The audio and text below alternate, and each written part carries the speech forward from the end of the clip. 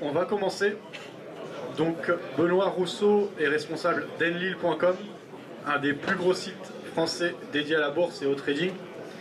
Benoît est un trader pour compte propre depuis de nombreuses années maintenant, je ne me rappelle plus exactement combien, 8 ans. Il publie au quotidien ses sessions de trading, vous le connaissez peut-être, par écrit sur le forum, en vidéo. Et récemment, il a écrit ce livre, Les traders sont de vrais communistes. Déjà, Benoît, pourquoi un tel titre? Alors c'est pas pour un goût, pour la provocation, pour recevoir des menaces de mort de la part de la France insoumise. C'est simplement parce qu'il y a une démarche intellectuelle qui veut montrer que les traders ne sont pas les boucs émissaires de la crise, des problèmes de la société. Donc s'il y a du chômage, c'est pas à cause des traders. S'il y a une crise économique, une crise morale en Occident, ce n'est pas à cause des traders. Il y a d'autres raisons, mais c'est ce qu'on a balancé comme prétexte, comme bouc émissaire à la population pour justifier et cacher certainement certaines décisions politiques. Et on leur a dit, bah voilà, c'est la faute aux traders. Et tout le monde a suivi. Et maintenant, ce livre, alors je le dis tout de suite pour pas qu'il y ait de malaise, je suis hétérosexuel, mais c'est mon coming out.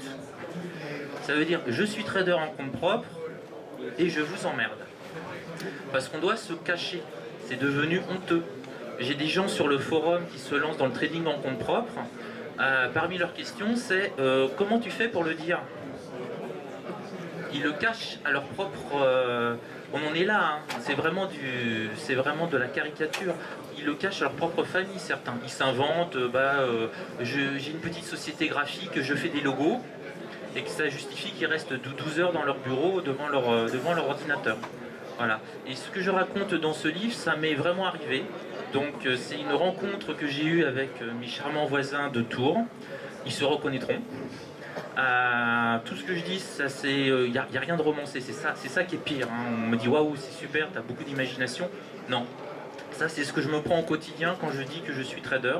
Et je pense que si vous êtes boursicoteur, trader, ce livre pourra vous aider, ne serait-ce que psychologiquement, vous allez vous rendre compte que vous n'êtes pas seul.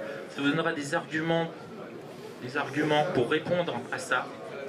Montrer que vous n'êtes pas la bête immonde et que vous n'êtes pas responsable du déclin économique de l'Occident. Et s'il y a des gens qui vous font chier, eh ben, plutôt que de perdre du temps, parce que des fois on en a marre de toujours se justifier et tout ça, on est dans une société judéo-chrétienne culpabilisatrice, ça vous coûte 10 € sur Amazon, vous leur envoyez et vous dites, vous le lisez et puis on en parlera après. Voilà. Alors sur ce livre, puisque je suis un vrai communiste, je gagne 1 €. 1 € qui sera reversé à une association donc en difficulté. Donc je pense que l'intégralité de mes gains de mes droits d'auteur sur ce livre, à la fin de l'année, je ferai un chèque au Parti communiste français parce qu'ils en ont bien besoin. Il faut aller jusqu'au bout de l'idée. Ce que je veux montrer dans ce livre, et le titre est vrai, c'est que vous, comme moi, on est des traders particuliers. On se bat contre qui en fait? On se bat contre les algos des banques, on se bat contre la Société Générale. C'est à eux qu'on essaye de prendre un petit peu d'argent. Et ça, c'est l'idéal d'un vrai communiste. Un vrai communiste, c'est quoi? C'est un gars qui se bat contre le système capitaliste, qui est contre les banques. Et les vrais communistes français, leur argent, il est où? En SICAV et en assurance vie. Super. À quoi ça sert les assurances vie, les SICAV? Les assurances vie, vous spéculez sur la dette grecque. Vos SICAV, votre argent que vous avez sur votre compte courant, la banque l'utilise pour le prêter à des gens en difficulté, à des taux d'intérêt à 10 ou 12% des personnes surendettées. Et ben moi, je suis un vrai communiste. J'emmerde les banques, j'ai mon maximum d'argent chez les brokers, j'essaie d'être autonome financièrement. Et quand je gagne de l'argent, quand je prends 1000 ou 2000 € au marché financier, je trade les futurs, je trade sur le CFD risque limité. En face de moi, j'ai qui? Et ben en face de moi, j'ai les traders de la Société Générale, j'ai les algos de la Société Générale. Donc, entre guillemets, alors je vois que vous êtes certains sont complètement hallucinés, mais je vais jusqu'au bout de mon idée. Finalement, ce que je vais gagner à la fin du mois, je l'aurai piqué un petit peu à la Société Générale. Donc oui, je suis un vrai communiste qui lutte en première ligne et qui ne collabore pas, comme certains, avec leurs SICAV et leurs assurances vie. Parce que vous avez aussi, il faut peut-être y penser, votre argent qui est placé en SICAV en assurance vie, ça sert strictement à rien. Rien du tout. On a 1200 milliards, voire 1600 milliards en assurance vie et en SICAV. Si cet argent-là était investi dans les PME, etc., là je vous balance mon programme politique, hein. Si cet argent était investi dans les PME, etc., on aurait 2 millions d'emplois créés, une véritable dynamique, etc. Les Français ont peur, on a tout en assurance vie, en SICAV. Les banques nous donnent 0,5%, 0,8%, 1%. Allez, tiens, par pitié, tiens, prends la petite pièce. Voilà, donc moi, mon objectif, j'ai toujours voulu être autonome dans la vie. Je me dis, je suis autonome, mon argent, je le gère, je le perds, c'est de ma faute, je le gagne, c'est grâce à moi. Point. Il n'y a pas de... Je parle beaucoup là peut-être. Mais en même temps, je suis tout seul, donc j'en profite. C'est le moment.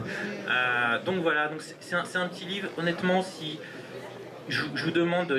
Alors j'en offre 500 après la fin de ma conférence. Je les ai payés, hein, c'est mon argent à moi. C'est le fruit de mes premiers résultats de trading du mois. J'en prends un quart et je vous le donne. J'aimerais que vous en parliez un petit peu. Parce que derrière, il n'y a pas de grosses maisons de presse, il n'y a aucun relais média, il n'y a aucun journaliste qui en parle, etc. Et ça change un tout petit peu dans l'univers français. Et ça va un petit peu plus loin que le trading. Il y a quelques réflexions sur l'économie globale et générale, le fonctionnement de la société. Et ça, vous ne le trouverez pas dans les presses traditionnelles. C'est même pas la peine. On l'a appelé un livre OVNI. Et c'est peut-être la seule défense qui existe sur le métier de trader en compte propre en langue francophone. Je ne sais même pas si en anglais il y en a. J'ai des traders anglais qui lisaient un petit peu. Ils m'ont dit que t'es complètement dingue. Mais du coup, ouais, je suis complètement dingue. Et je pense qu'on va le faire traduire en anglais pour aller l'envoyer ça aux États-Unis pour que ça fasse un peu un petit électrochoc. Mais pensez-y. Votre argent, c'est à vous de le maîtriser et ne laissez pas aux banques qui décident de tout pour vous. Alors, dans la première partie du livre que j'ai lu, tu parles à un moment donné de la liberté que ça apporte l'activité de trading en compte propre et tu mets ça en parallèle et tu l'opposes à la hiérarchie qu'on peut avoir dans une société ou quand on travaille pour l'éducation nationale, tu cites beaucoup ça dans ton livre.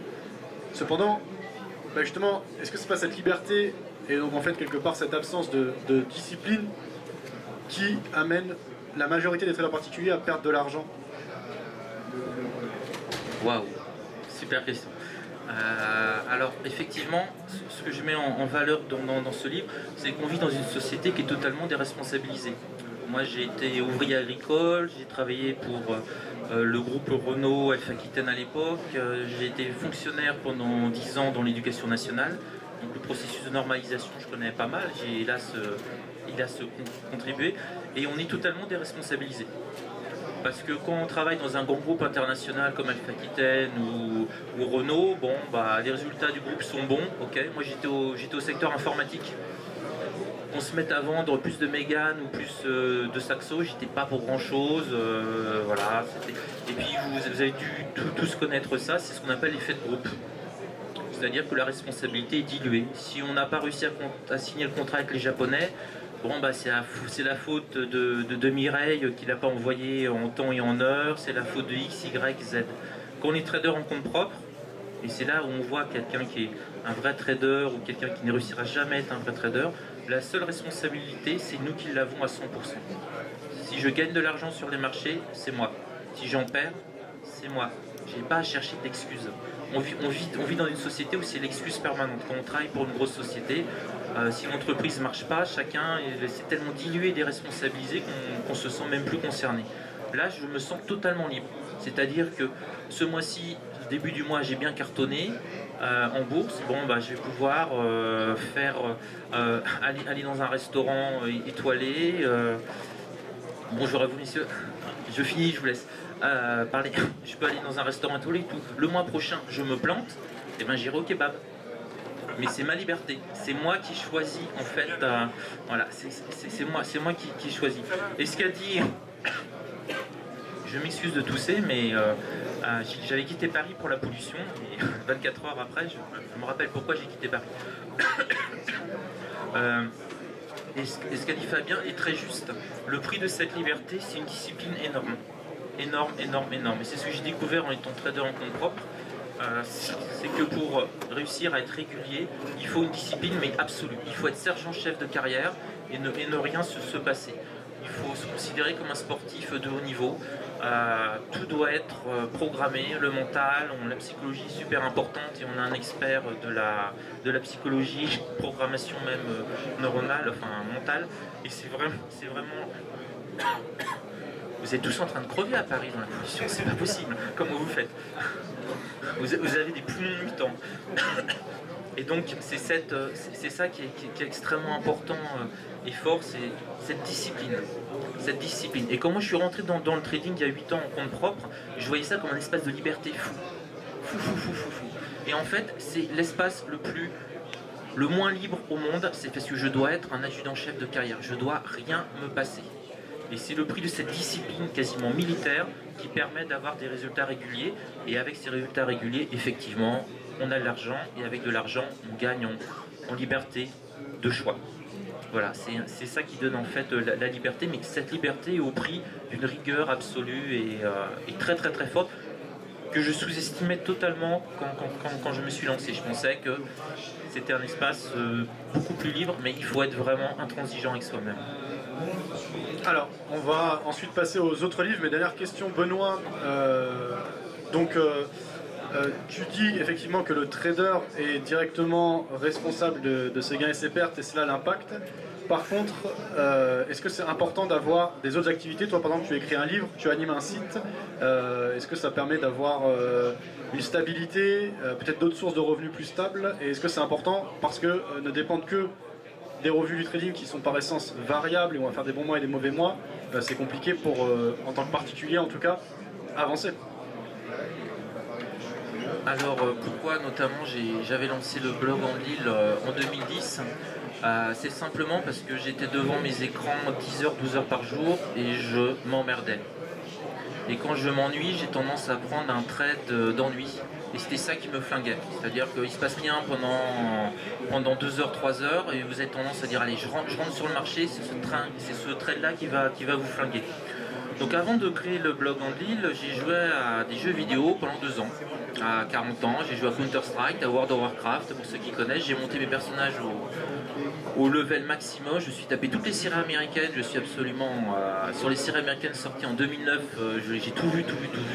Et puis j'ai voulu faire au bout d'un moment, j'ai craqué. Quand j'ai tué mon 6 millième loup à mon jeu vidéo en attendant qu'il se passe quelque chose, je me suis dit je vais essayer de faire un truc un peu plus intelligent. Et j'ai créé le blog. Le blog pendant 2 ans et demi, il y avait 6 visiteurs par jour. Donc il y avait ma mère, mon père, ma copine et peut-être voilà, on était 6, hein, c'est tout. Quand j'ai lancé le forum 2 ans plus tard, la file du jour contenait 8 messages. Là maintenant on a certains jours 700-800 messages juste sur la file du jour. Donc ça s'est agrégé.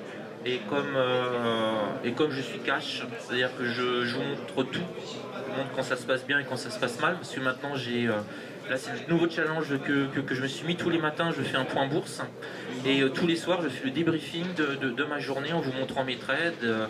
Là ça se passe bien, donc c'est plutôt sympa, mais quand je vais me prendre une grosse banane, vous aurez aussi la grosse banane et vous verrez, j'aurai pas le même visage.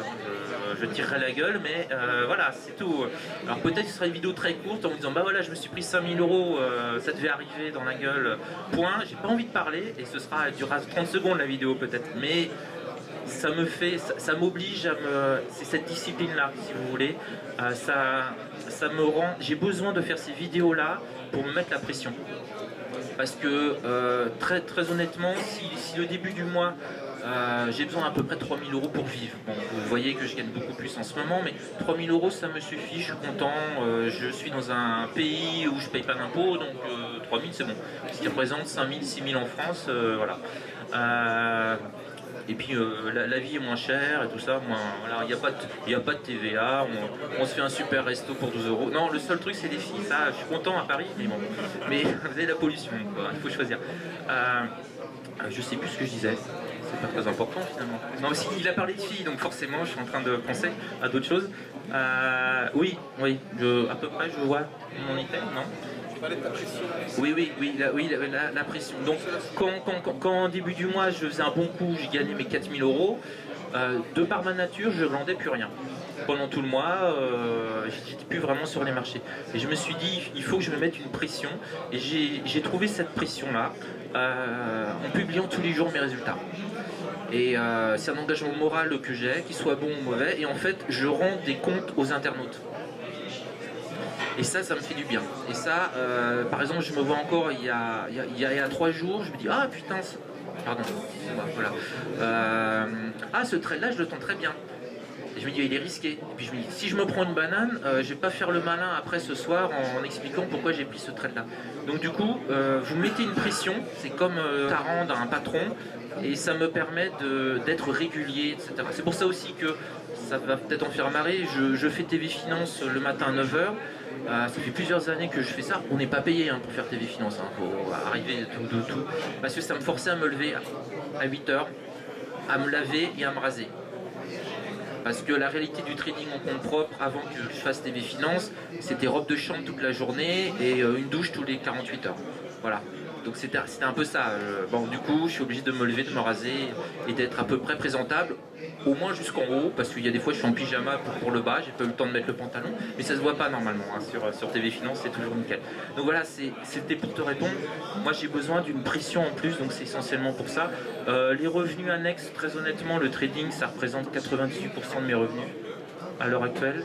Là-dessus, je vais gagner par exemple 1 euro qui sera reversé au Parti communiste, comme je vous l'ai dit, mes droits d'auteur seront reversés au Parti communiste. Mais si camarades, il faut aller jusqu'au bout.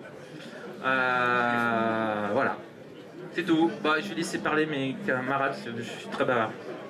Alors effectivement, le second livre, c'est le trading, c'est presque facile, écrit par Stéphane Soluteil, qui est un trader d'expérience, responsable de Technibourse. Stéphane, je ne sais plus, mais tu dois avoir 15 ans ou plus d'expérience sur les marchés financiers. Est-ce que le trading, c'est vraiment presque facile? Alors, c'est vrai que quand j'ai sorti ce livre, je m'attendais à recevoir une volée de bois vert et j'ai pas été déçu. Parce que on m'a dit c'est une honte de dire que le trading c'est facile, c'est pas facile du tout. J'ai pas dit que le trading c'était facile. Toute la nuance est dans le presque. C'est facile si on arrive à créer des routines techniques, des routines psychologiques, exactement ce que vous a expliqué Benoît. C'est-à-dire qu'on a besoin tous les matins pour se lever d'un petit coup de pied au cul, de se recentrer, d'être cadré, de savoir ce qu'on fait, de savoir comment on le fait. Moi je dis souvent en fait, on sait ce qu'on cherche et on sait comment on l'exécute. Si on n'est pas dans cette disposition-là, c'est pas la peine de trader. Et on ne trade pas pour tenter, on trade pour réussir. C'est-à-dire que planifier un trade à l'avance, c'est très important. Quand on est en avance, souvent les gens se disent « je suis en avance, je vais prendre des risques ». Et là, vous reperdez tout, voire même plus. Donc plus vous gagnez, plus il faut être exigeant quasiment sur les opérations à mener dans la journée. Alors, ce que j'essaye de démontrer dans le livre, c'est que le trading, c'est pas une méthode. C'est une philosophie de vie en fait, comme vous l'a expliqué Benoît. C'est-à-dire qu'il y a bien sûr la technique, la gestion émotionnelle, avec une approche tactico-mentale que j'ai mis en place avec un coach en expert en performance mentale qui s'appelle Gilles Serrault, qui a suivi des vice-champions du monde de football 2006. On a besoin, si vous voulez, d'une méthodologie, mais attention aux objectifs de résultats. C'est-à-dire que je veux gagner X euros à la fin du mois, à la fin de la semaine. Moi, il n'y a qu'une personne, en fait, sur Terre, je pense, sur Terre, qui est capable de gagner de l'argent régulièrement en se fixant des objectifs de résultats, c'est Benoît. Alors qu'il faut souvent se fixer des... Ouais. Mes énormes progrès que j'ai fait récemment, c'est parce que je me fixe plus d'objectifs, parce que ça me mettait une pression énorme et ça me forçait à trader. Et en fait, je sais pas, ouais. Et en fait maintenant, j'ai plus d'objectifs. Et depuis que j'ai plus d'objectifs, j'ai des résultats bien meilleurs. Voilà. Donc et là c'est là où il est plus vertueux de se fixer des objectifs de performance. C'est-à-dire j'ai une méthode, je l'applique bien. Si je l'applique bien, je sais que je vais dégager de l'argent au final. Et ça, en fait, il faut s'en convaincre. Mais ça, c'est pas facile du tout, si vous voulez, de rentrer dans cette philosophie-là. Et c'est pour ça que je dis que le trading, et c'est ce que j'ai essayé de véhiculer dans ce livre, c'est plus un livre, disons, philosophique. Certes, en fil rouge, il y a une technique pour trader des choses qui sont techniquement dangereuses, mais finalement, quand on les étudie bien, elles ne sont pas si dangereuses que cela.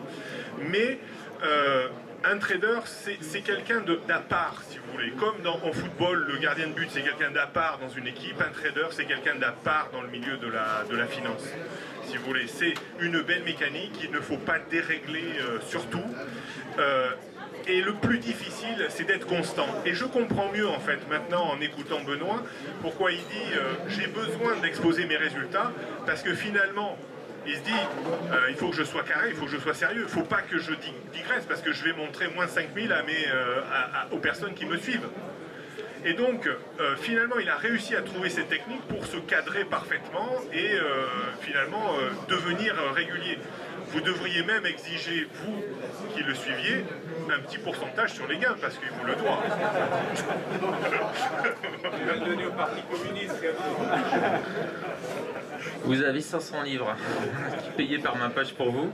Et si vous êtes membre du forum actif, je paye le resto, comme à chaque fois. Voilà. Je peux pas aller plus loin, hein. Sinon...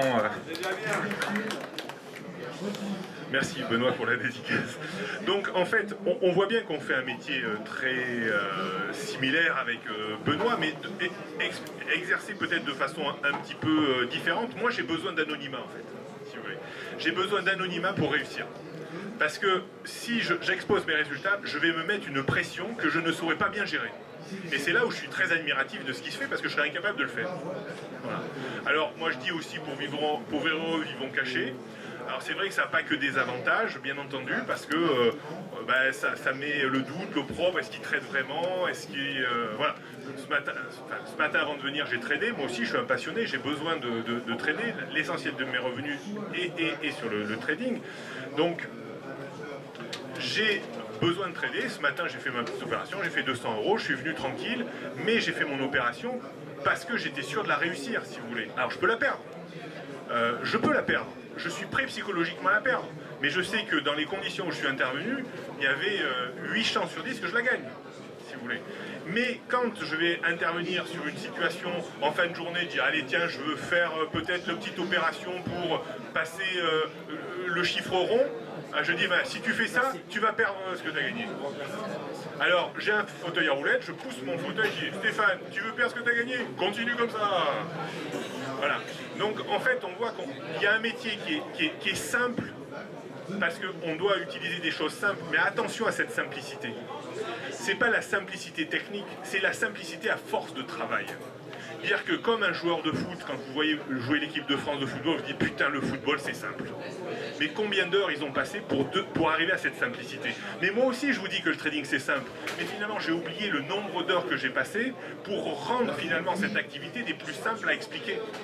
Donc il ne faut pas faire simple en utilisant un petit outil où il faut combiner des outils astucieusement, ni trop ni trop peu, trouver la bonne carburation et beaucoup bosser, beaucoup s'entraîner pour finalement que cette simplicité soit au quotidien et que vous tradiez non pas à reculons, mais avec envie, avec confiance, avec certitude.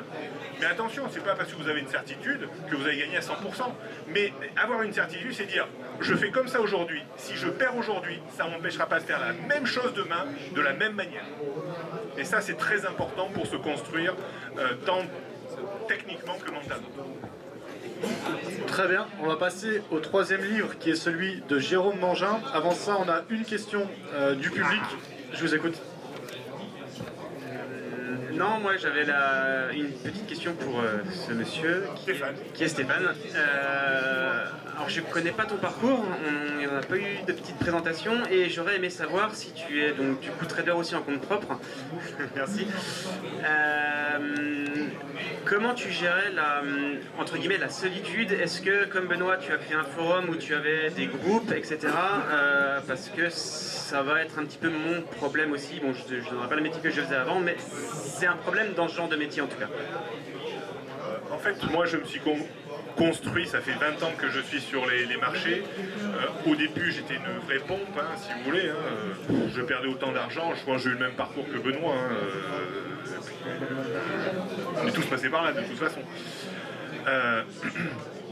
Moi, j'ai toujours essayé de maintenir ma carrière en ayant 2 cordes à mon arc, si vous voulez. Bon, j'ai un site internet. Je fais de moins en moins de formations parce que je fais de plus en plus de trading, si vous voulez. On arrive à un niveau où on peut se le permettre, mais il a fallu travailler longtemps pour en arriver là. J'ai toujours diversifié mes profits pour créer des revenus annexes, pour faire baisser la pression de résultat sur mon trading. Ça, c'est très important, si vous voulez. Ça veut dire que même si je ne gagne pas, voire que je perds un peu sur un mois, ça ne me mettra pas en situation financière difficile ni psychologique. C'est surtout ça qui est intéressant. Toujours aller le matin avec une confiance dans ce que l'on fait, ça c'est vital. Le jour où on perd la confiance, il ne faut plus y aller, hein, parce que vous allez faire tout et n'importe quoi. Donc, moi, j'ai été gérant de fonds également pendant 3 ans. Hein. Je me suis occupé d'une SICAV qui pesait 20 millions d'euros. Et étonnamment, j'étais presque plus à l'aise pour prendre des décisions à 20 millions d'euros que pour prendre des décisions à 100 000 sur mon propre argent. Mais, parce que l'argent ne m'appartenait pas, mais j'ai toujours géré la SICAV comme si c'était mes sous. Donc, j'avais des fois une retenue, c'est-à-dire que ça m'a peut-être même empêché de gagner plus que je n'aurais dû, en disant voilà, c'est pas l'argent de mes clients, c'est mon argent. Et donc il faut être très respectueux de tout ça. Et je pense que tous les gestionnaires devraient être comme ça, mais ce qui est largement pas le cas sur la place. Donc ça m'a permis également d'avoir une bonne culture institutionnelle et de me dire finalement on est mieux en tant que day trader. Alors pour combattre la solitude, eh ben, comme Benoît, pardon, moi je suis fan de séries. C'est-à-dire qu'il faut beaucoup s'occuper, parce qu'on ne fait pas, enfin moi personnellement, je vais faire peut-être 5 ou 6 opérations dans la journée maximum, quoi. Donc les séries, moi j'adore ça, donc j'adore les séries, j'adore la cuisine, j'ai pris des cours de cuisine, j'adore faire du vélo, j'adore sortir, j'adore voyager. C'est-à-dire que moi en fait, si du jour au lendemain, imaginons que je gagne une fortune en trading, je peux arrêter tout de suite et m'occuper et je m'ennuierai, mais pas du tout. Hein. En fait, c'est là également, moi j'ai formé des gens qui sortaient du circuit classique, ils avaient 45 ans, ils avaient été pressés comme des citrons dans l'industrie et dit on n'en peut plus des objectifs de résultats, on n'en peut plus de nos patrons, on n'en peut plus même de nos clients. Donc je me suis fait lourder, j'ai 2 ans de chômage, je veux faire du trading pour complémenter mes revenus. Et au bout de 2 ans, le gars, je l'ai formé, il est sur les marchés. Et 6 mois plus tard, il me dit, mais monsieur Soduteil, je m'ennuie comme un rat mort sur les marchés. La solitude, je n'en peux plus, quoi. Je vais aller me pendre au premier crochet de boucher qui passe, quoi. Vous voyez, il y a un moment aussi, rien de grand ne se fait sans passion. Si vous n'avez pas la passion, si vous n'aimez pas ça, moi je suis un dingo, mais comme Benoît, c'est-à-dire que moi je trouve les graphiques beaux, c'est-à-dire que je vivrai tout seul chez moi, je mettrai mes plus mauvais trades au WC et mes plus beaux trades au-dessus de mon lit. Tellement c'est beau. Ouais. Donc vous voyez que déjà, le dénominateur commun, c'est la passion. Si vous n'avez pas la passion et que c'est alimentaire, vous le ferez mal. Allez, Jérôme, donc ton livre concerne la psychologie, le titre, la psychologie du trader particulier, et il y en a un deuxième, c'est atteindre l'excellence en trading. Je te laisse nous présenter ces 2 bouquins. Ok, donc bonjour, donc je me présente Jérôme Angin, pour ceux qui ne me connaissent pas. Donc je suis trader aussi pour compte propre, je suis coach, je suis auteur et conférencier. Alors moi je connais bien Benoît, donc je connais un peu mieux Stéphane que Benoît. Et tout à l'heure je disais à Benoît que si je devais confier ma façon de travailler en scalping sur les marchés, je prendrais Benoît. Je ne connais pas de meilleur trader pour l'instant, hormis scalping. Donc Benoît, Stéphane et Rodolphe. Stéphane. Pour moi c'est les 3 meilleurs scalpers que je connaisse.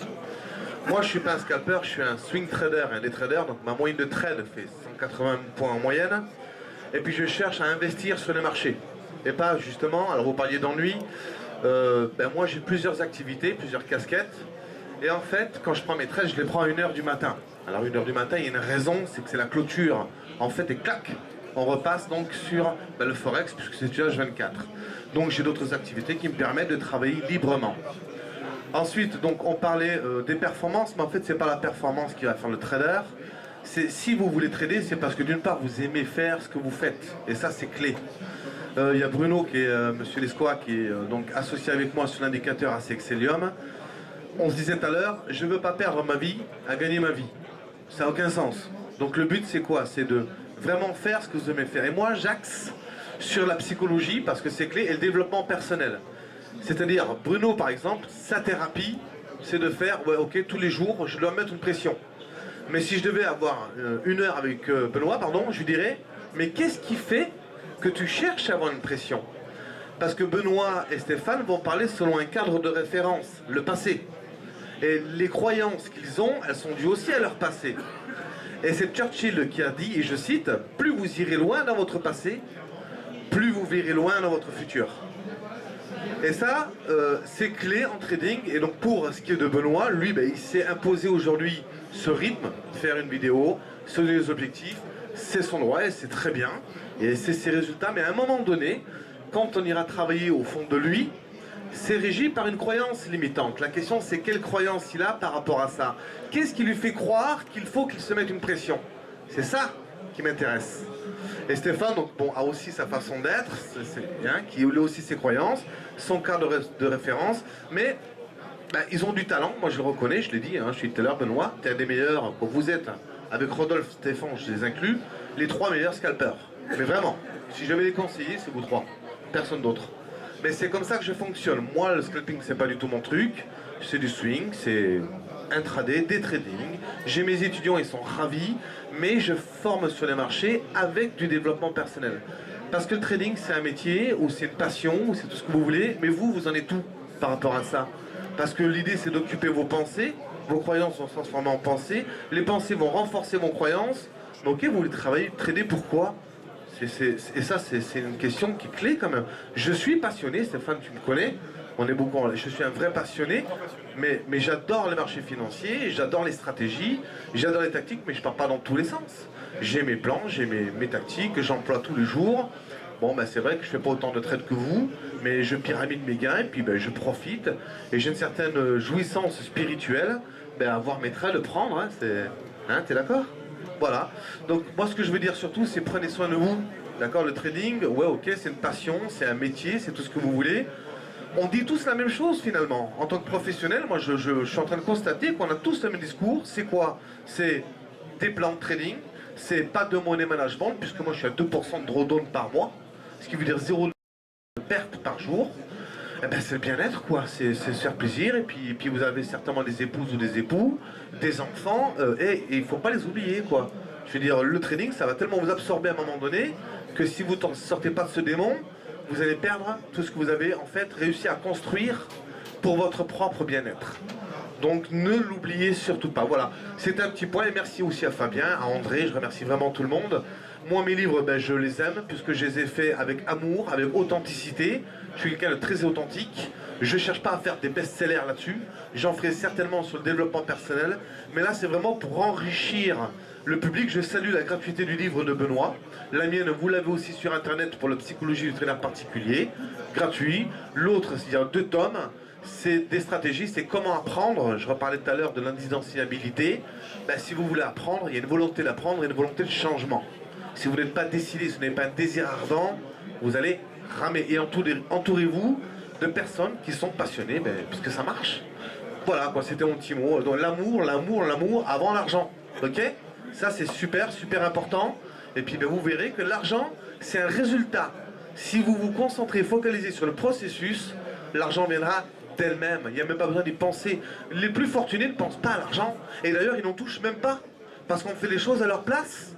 Et ça, c'est la réalité. Moi, je pense que c'est comme ça que vous devriez penser.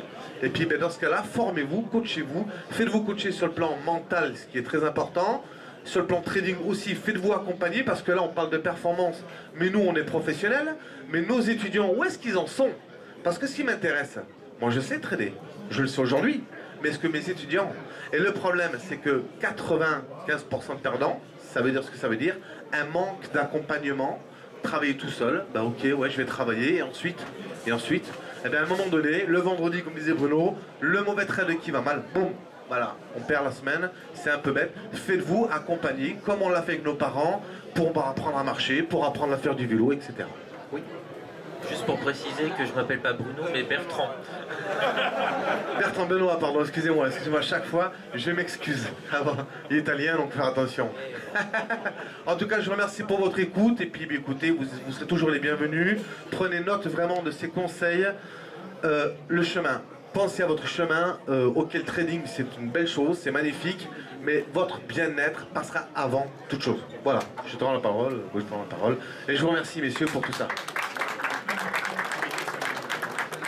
Ok, merci pour ces présentations. S'il y a des questions dans le public, vous pouvez les poser. Ah bah monsieur, vous avez déjà posé, alors on va donner la parole.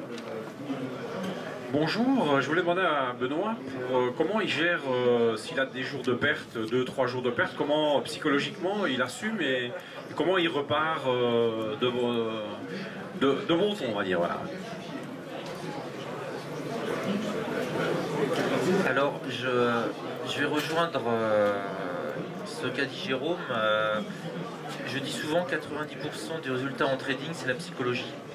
Je veux même vous dire la méthode, peu importe, à la limite, il en faut une, il faut avoir des règles en management, mais après c'est la psychologie, la discipline, des choses comme ça. Alors, je me suis fait un money management adapté à moi. Si je perds 2000 € dans la journée, j'arrête ma journée. Point. Si c'est à 9h43, j'arrête à 9h43. Alors, moi je suis accro au trading.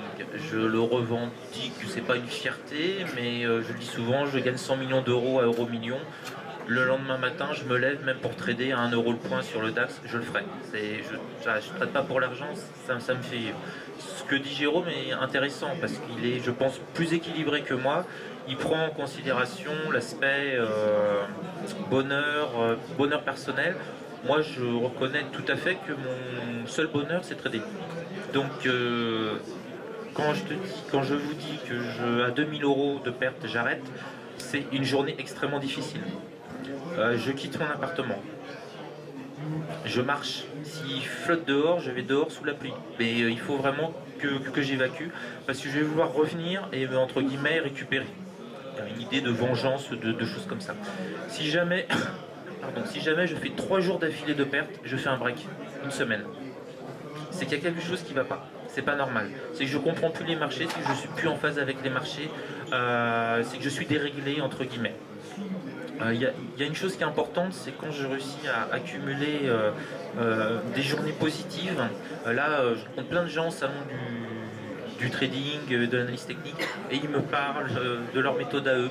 Et tu as regardé Shimoku, tu as regardé la Bollinger 72 sur le RSI 12,3, à pas 4, non 12,3, ok, et je dis non, parce que ça fonctionne pour moi. Donc je vais même pas voir ce qui existe, même si on nous sort un nouveau indicateur et tout, je vais même pas le voir, j'aurais trop peur de dérégler la machine. C'est un peu comme un moteur de Formule 1, il tourne mon truc, je touche plus à rien.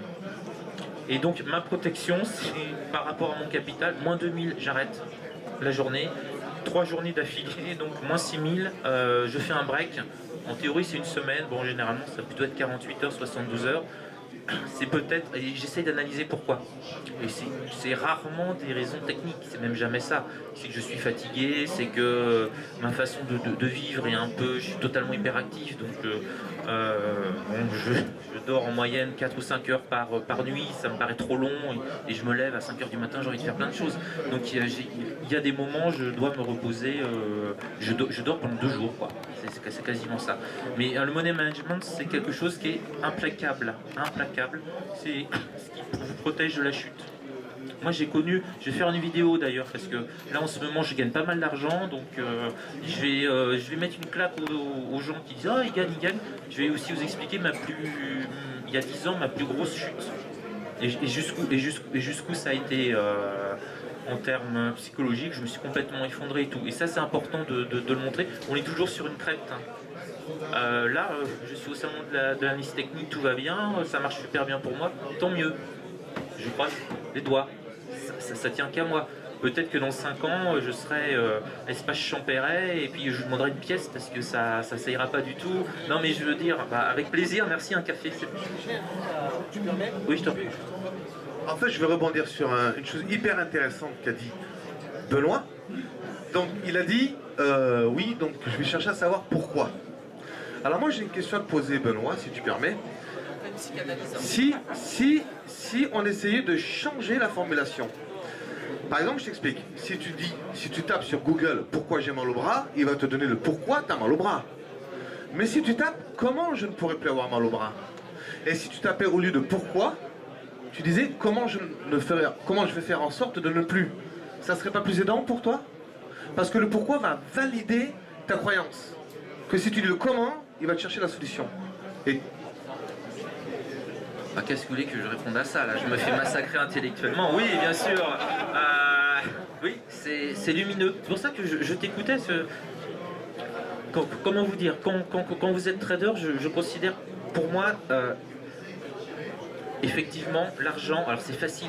J'en gagne pas mal, donc du coup l'argent ça n'a plus d'importance. Quand j'étais ouvrier agricole et que j'ai 800 € par mois, ça avait de l'importance. Et je pensais qu'à ça, parce qu'il fallait vivre. Il y a aussi cette facilité, c'est plus vous allez avoir d'argent et plus ça va être facile à trader. Parce que moins vous allez avoir de pression. Mais dans ce qu'a dit Jérôme, il y a encore dans ta première intervention, il y a encore des choses qui m'ont parlé. Et là ça montre que je ne suis pas un trader parfait. Je ne le serai jamais. Et ce qui me plaît dans le trading, c'est ce processus d'amélioration perpétuelle. Je continue à trader parce que chaque jour je suis face à moi. Et chaque jour, je me dis, je peux m'améliorer. Il y en a, ils vont au Tibet, ils vont voir un vieux moine, machin bidule, pour se découvrir, ou ils font du yoga, je sais pas. Ben moi, tous les matins, je me remets le compteur à zéro, je me mets face à moi. Le trading, c'est vraiment le miroir en psychanalyse. Tout ce qui est en moi peut ressortir, et finalement, c'est la meilleure école pour me découvrir. Et ce que tu dis, effectivement, dans la formulation, c'est important, c'est pas pourquoi, c'est comment. Quel est le processus derrière d'amélioration? Et je vais y réfléchir, je te remercie. Encore une fois, donc Benoît il dit je ne suis pas un trader parfait, je ne serai jamais un trader parfait. Qu'est-ce qui dit à son cerveau? Il dit écoute, sois pas parfait, tu veux pas l'être. Moi je dis que Benoît c'est un trader, c'est un des meilleurs. Vous voyez la différence? C'est-à-dire que l'effet, il est bon, c'est un des meilleurs. Est-ce qu'il croit en lui, dire je ne serai pas un trader parfait? Mais on définit le parfait par rapport à quoi? C'est la question que je me pose.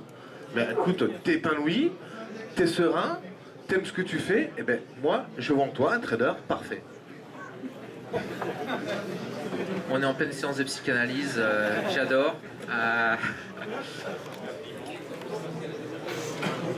Je vais pas me mettre à chialer, mais pas loin quand même, hein. T'es fort, hein. C'est parce que c'est lié à mon enfance et j'ai été complètement dans mon enfance écrasé, etc. Et bien sûr on va loin, ouais. J'étais totalement écrasé et donc j'ai absolument pas confiance en moi. Et c'est aussi du tout. Si vous me dites sur une note de 0 à 10, tu te notes combien comme trader? Maintenant, actuellement, alors que certains m'estiment bon, je me mets 5 sur 10. Et je suis ultra exigeant envers moi, ultra, je me pardonne rien du tout, mais c'est lié à mon passé, tout simplement, à mon enfance. Ça se travaille, je sais, merci. On va prendre des...